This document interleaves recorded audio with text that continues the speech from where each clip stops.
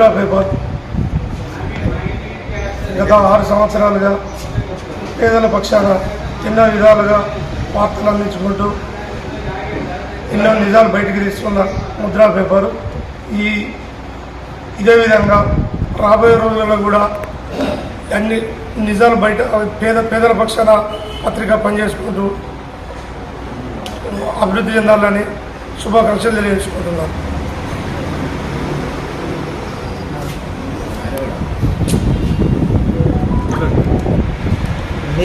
రాష్ట్ర నాయకులు అందరికీ జై భీమ్. ఈ రోజున కరీంనగర్ జిల్లా జమ్మిగుట్ట పట్టణంలో ముద్ర పేపర్ క్యాలెండర్ను ఆవిష్కరించడం సంతోషకరం.